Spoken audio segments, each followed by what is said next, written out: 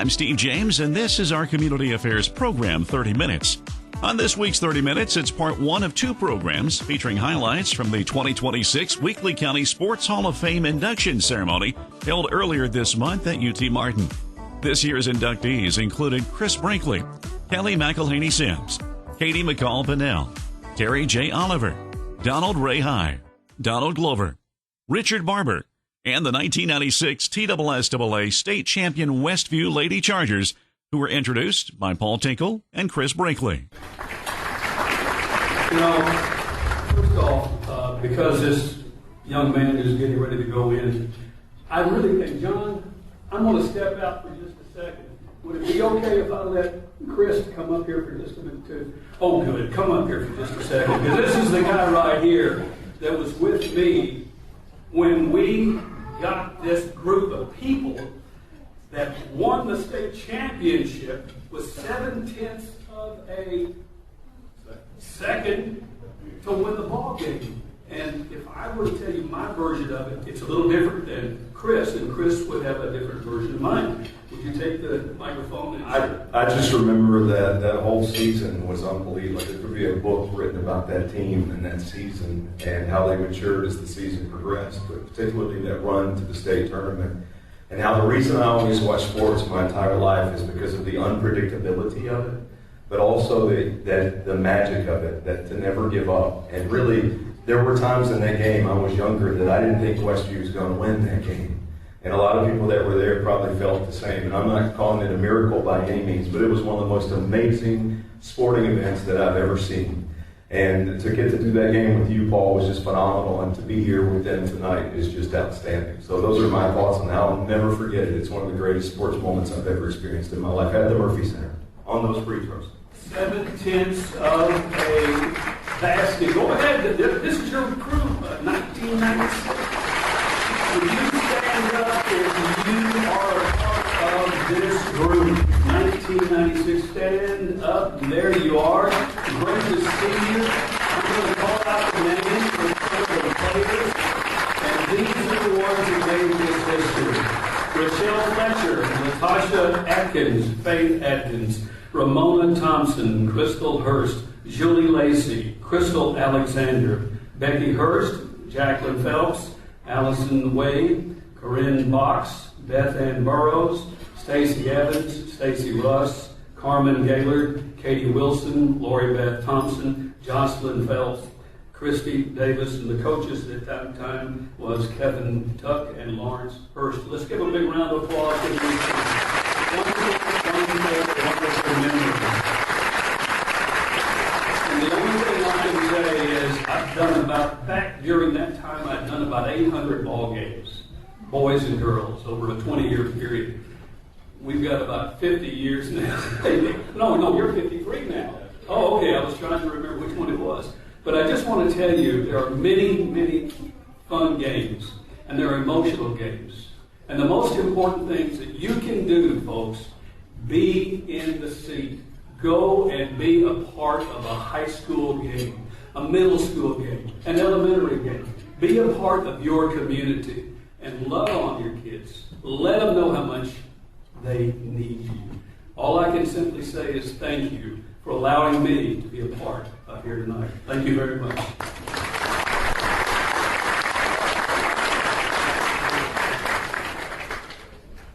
Our first inductee tonight to the class of 2026 is Martin's own Donald Ray High.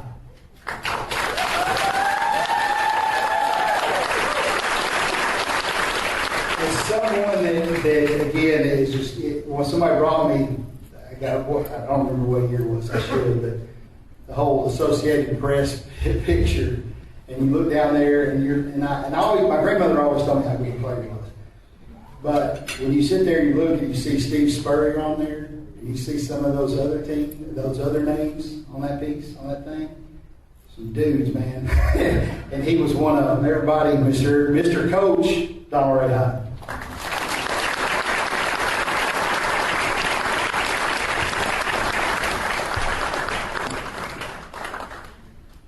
All right, Coach.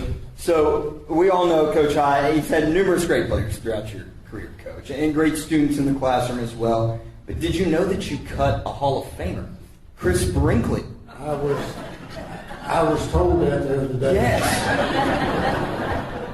He wasn't cut for the airwaves. Yes, basketball. He said Chris told me. He told me that, and he goes, "It was the best coaching decision he's ever made because I couldn't hit a left-handed layup." I don't remember that, but I've been around a lot of people, so I can't remember everything. Well, he does. He still remembers it. We'll get a word from Chris here at the end of the night as well.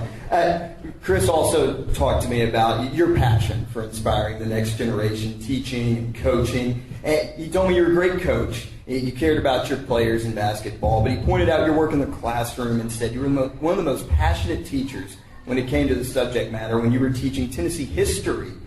When did you know that was something that you wanted to do growing up? Why was that such a passion of yours, helping out the youth? Well, I guess I knew it when I stayed in coaching for a good while, and I love the kids, and I just wanted to stay with it, and it was just a thing with me. I worked hard myself all the time, and I wanted them to work hard. Yeah, and you mentioned to me, talking with you earlier this week, about how you wanted people to really see the best in themselves, even when they couldn't. How were you able to tap into that potential and push people? Why was that so important to you? Well, you can't give up on anything. So you just have to keep trying and trying and trying.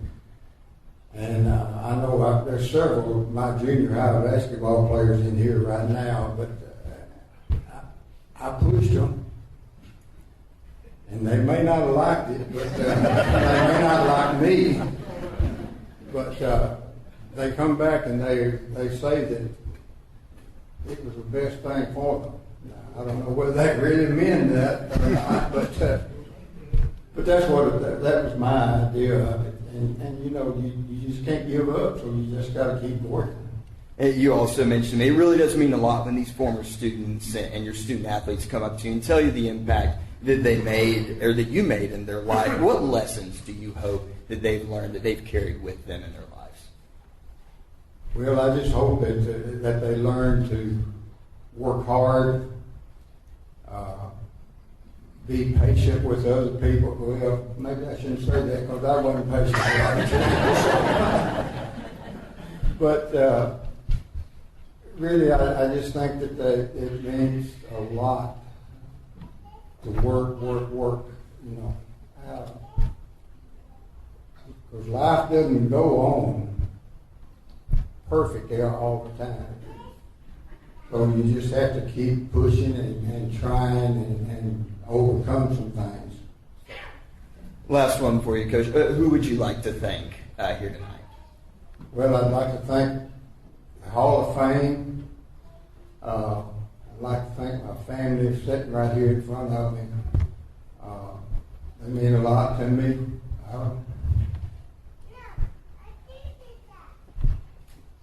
want to thank especially my wife, because when I was out at night coaching, she was taking care of 3 little girls. One of them not able to be here tonight because she's had surgery, but the other 2 are here, and I want to thank them, and just a blessing. This is my wife sitting right here, 2 daughters.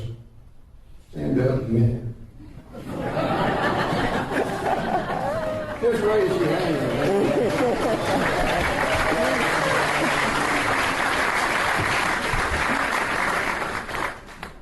No, I do. I want to thank them, and I want to thank the people of Weakley County.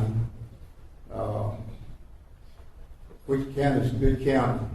A lot of good folks in Weakley County, and I've been blessed by it.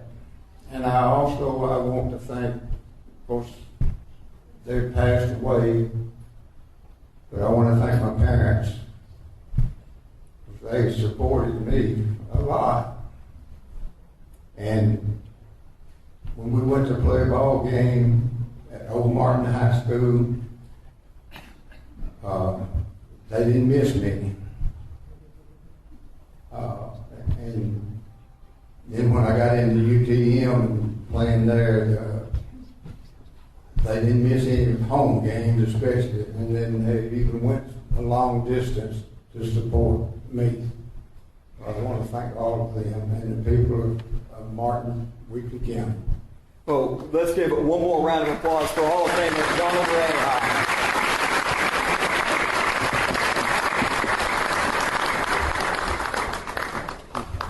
One of the things that the Weakley County Schools has always done was to try to provide the absolute best opportunities for our students. Sometimes you have these generational talents and people with drive that come along that causes you to create a whole new program. That's our next inductee tonight, Dr. Katie McCall-Pinnell. Come on up here, Dr. McCall, or Dr. Pinnell.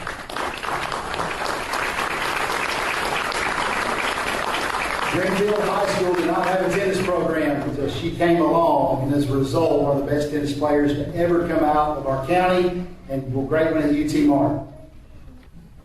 All right, Katie, let's start with this. There's so many stories about how this program got started. There wasn't a tennis court in your hometown whenever you started playing. Where did you go to practice since there wasn't a court in Greenfield? Well, the year before we started the team, Dad actually had a tennis court built in our backyard.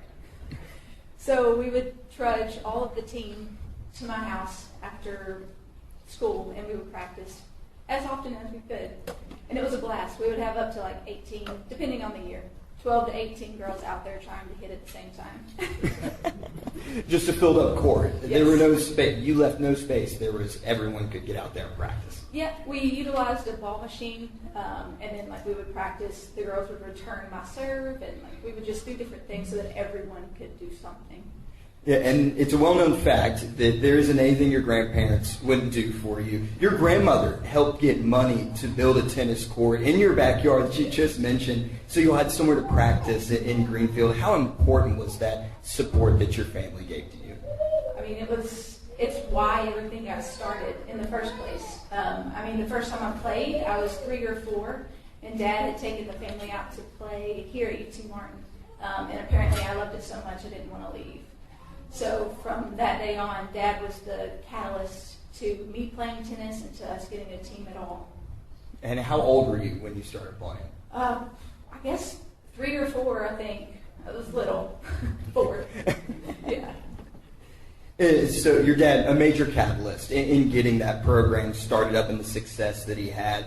Talk about how that program started, the impact that he has had on that program and also on your career. Yeah, so when it came time for me to consider how to play tennis in high school, Greenfield didn't have a team, so Dad had thrown around the idea of me going to Westview to play with them or play as Greenfield with Westview. But then our principal at the time, I think Mom said it was Jackie Vaughn, he said, let's just make a team here. Let's build it around you guys. So Mom and Dad were willing to do that, to take on the coaching gig.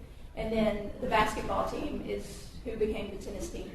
So it was all of my friends who were willing to try a brand new sport to them. But they did, and they were great at it. They were great athletes. One of the major points in your career and for the program overall, the 2010 state tournament team, a very young program still in making that history. When you look back on that memory, what makes it so special? I mean, it was just a blast. It was fun. High school tennis was definitely a good time to think back on. We actually ended up having our team go to state. I went to state in singles, and then 2 other girls went in doubles. And we had some success at state. We didn't make it beyond that first round, but we had some wins in there. Just really great memories. Who would you like to thank here tonight? Definitely my parents.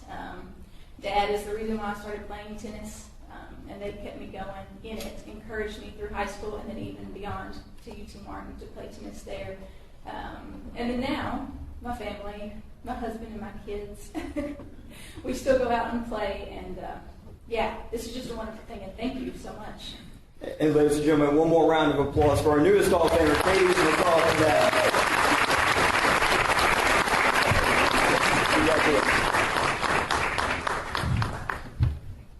Thank you, Dr. Pennell. One of the three basketball greats from the 60s is our next inductee, Mr. Terry Oliver.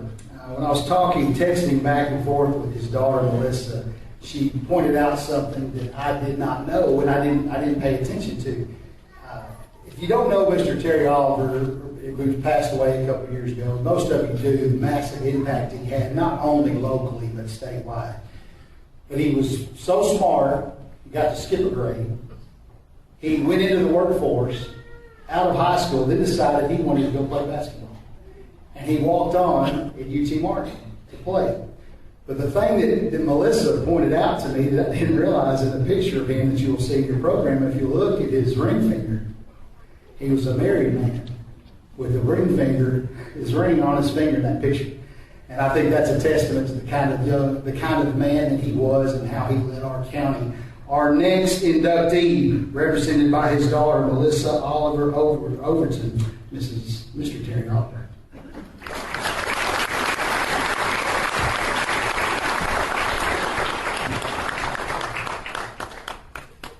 All right, let's start with a funny story here, Melissa. You told me this one earlier this week. So Terry was a minimalist man when it came to technology, especially. So you were telling me your daughter Lakin, who's here tonight, her basketball games. Yes. You would text him the score, result, and if she played well. Yes. And so you rarely got a text back. Never. Never got a text back. No. So he texts back one night after you say, "Oh, well, Lakin played great, Yes. won," and he says, "That's great." No exclamation point, just "that's great." Point, straight to the point. Yes. And you text him back, I can't believe this. I got a text back from you. Are you a texter back? Are you a texter now? Right. And he simply responded, lowercase, no. No. That was just it. Just no. Well, and to be clear, he was using his flip phone. Took a while to probably type that out. It did, to hit 1, 2, 3, 1, 2, 3. But yeah, he loved his flip phone because his new one had a screen on the front, and if I texted him the score, he didn't even have to open his phone. He could just look at it and see if Dresden had won or not. So. And that was all he needed. That's all he needed. That's all he needed. And I feel like that's a testament to his hardworking spirit. How did you see that play out in your dad's life? Like you said, he was very minimalistic in his needs. When he worked for the state, he didn't have a computer on his desk. And I still believe he was probably the only one in the state of Tennessee that did not want his paycheck electronically deposited. He wanted a paper check so that he could go to the bank and do his business that he needed to do. But he was a very hard worker. I think that started when he was young on the farm with his parents that instilled that in him. However, he would tell you to work smarter, not harder. And he was a very smart man and kind. A very humble man and extremely proud of where he was from in Tennessee and Weakley County. How do you see his legacy day to day here in this county? I see it and I hear it a lot. After he passed, I was fortunate enough to people come up to you and tell you stories, lots of fun stories, funny things that you didn't know. I think he was a character, and we didn't really know that about him a lot of times. He was very witty. He supported others. He wanted others to succeed. And it wasn't about what he did to help them. He didn't want any kind of notoriety or a thank you even. He just, if it was a young farmer or a young politician or a young athlete, if there was any kind of advice he could give or something he could do to help them achieve their goals, he was about doing that. He was a very generous man. You had told me he worked in so many ways behind the scenes, absolutely, so that other people could succeed. What made him such a generous man? He, like I said, he didn't want anything in return. He would stand in the back of the room. He wasn't a big presence in the room, but if you were in the room with him, you know you were in the right place. He was kind and just a good man. He would also go to games that he had no connection to, and he would just go to a random high school basketball game. He would, and he would stand in the back by when every game that I played in, any games that his grandchildren played in or were a part of. He never sat in the bleachers. He stood in the doorway, And after a game, he didn't critique your play. He would just say, well, you had a little trouble defending that girl, didn't you? And you'd be like, yes, sir. But no, he was a big supporter of sport. And Mr. Donald Glover told me a story earlier today that Dad was 4 years older than Mr. Donald and Mr. Donald Ray High, and they were on the team together. But Dad went back to Dresden High School to watch some of the games, and Donald Glover was a junior in high school at the time. And so they got to be good friends then, and then later ended up getting to play together at UTM. Talked to Alex Bynum about Terry. He said that he never, ever demanded respect in any room that he got into, but he was awarded that just because of the man that he was. And what was special about his personality? He listened intently.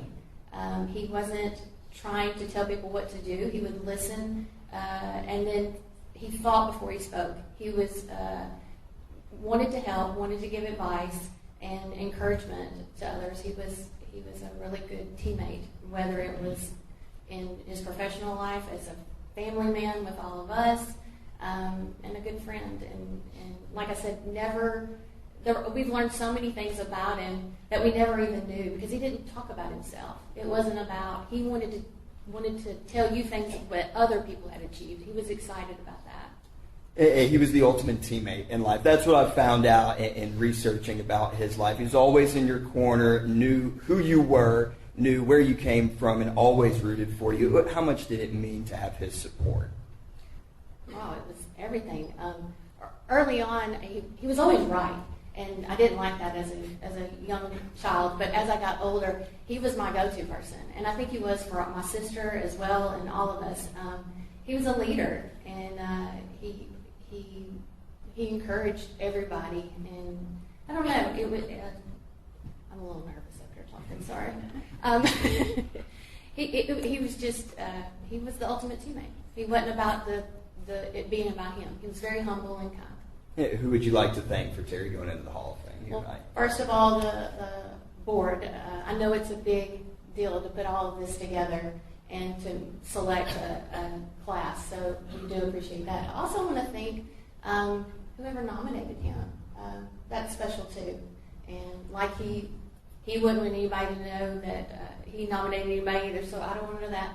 But he would be very humbled by this, and he would be able to tell you all the people that would be better suited for this honor instead of him, and would give you the stats and know everything about them. But my family and I really appreciate it. Ladies and gentlemen, one more round of applause for Terry Alder, our newest Hall of Fame.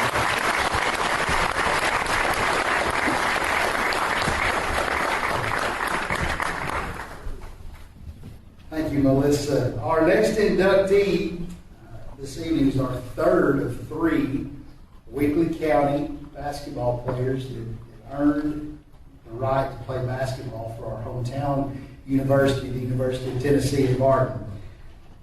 Colonel Donald Glover was a machine, as you've read in some of his bios. He was able to really get going. But we all have lots of firsts in these Hall of Fames, and Colonel Glover was one that was the first student athlete from Dresden High School to ever be named a starter on a basketball team at a four-year college. Our next inductee, Colonel Donald Glover.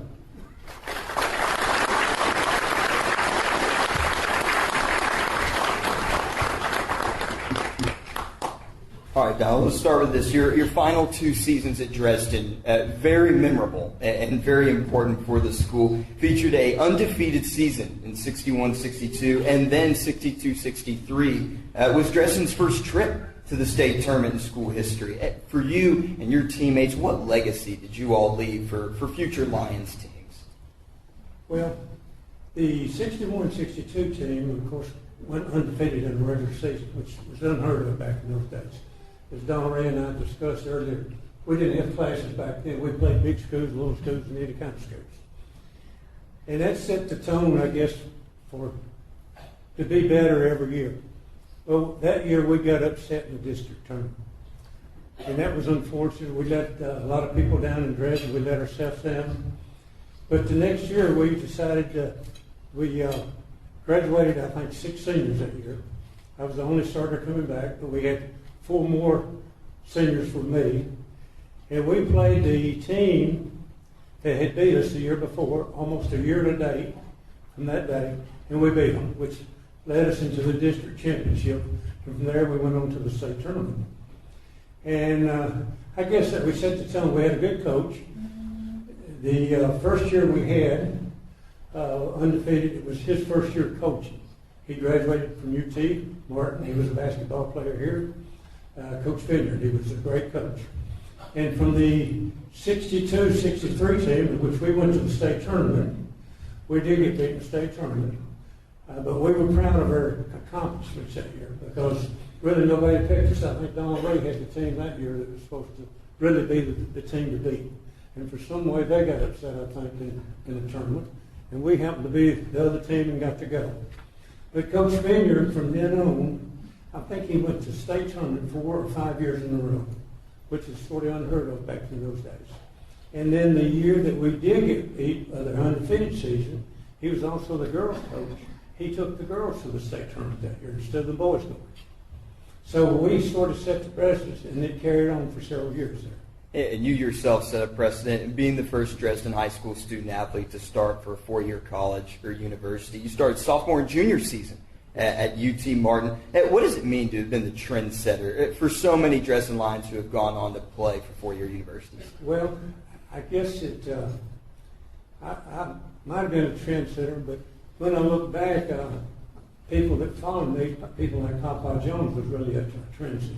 I mean, he was the one who could do things that we didn't think about doing when we were in high school. But hopefully it showed people that, you know, if you work hard and get dedicated, you'll be able to go do things that you accomplish at another school. And hopefully I set that tone for people. You're getting to go in with your teammates, Donald Ray High, and then also Terry Oliver. How special is that to be able to do that? That's very special. You know, Donald Ray and I, I've been known him since junior high. We played against each other in junior high basketball, and then, of course, through 4 years of high school basketball. But the other thing we also did, he and I played summer ball against each other. And so we've been knowing each other quite well for years, and then we became teammates at University of Tennessee. And for Terry, and I told Melissa I would tell this story tonight, Melissa.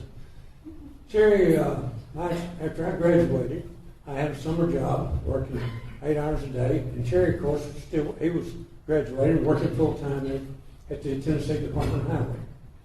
And I was going up to the gym at Dresden High School to work out and get ready for my first year of college. Well, Terry found out about it, and he said he wanted to come work out with me. I said, great. You know, that's a sweat box up there, and with one individual going in there, it's not too much fun. So Terry and I, through the summer of '63, went 2 or 3 nights a week. We played one-on-one. We shot basketball. We did basketball drills. We ran laps. We tried to get in shape. And I don't know how much we sweated. I mean, it was hot in an air-conditioned gym in those days. But we made it. And at the end of the summer, getting ready to go back to college, I was getting ready to go to college. Terry told me, he says, I'm going to school. I'm quitting my job, and I'm going to walk on to the University of Tennessee basketball. And so he did in his history, and he became my teammate there. And he worked hard and made, I think, both of us better with us working together that summer. Hey, who would you like to thank here tonight? I'd like to thank, of course, the committee and the members of the board and the hard work they do to do this selection and put on this event. It's just great. It's an honor to be here. I'd like to thank my friends and family that are here. And I have a special thank for my cheerleader for life, my wife. She's been there encouraging me, motivating me, and helping me through basketball and life. Ladies and gentlemen, one more round of applause for the Hall of Famer, Donald Glover.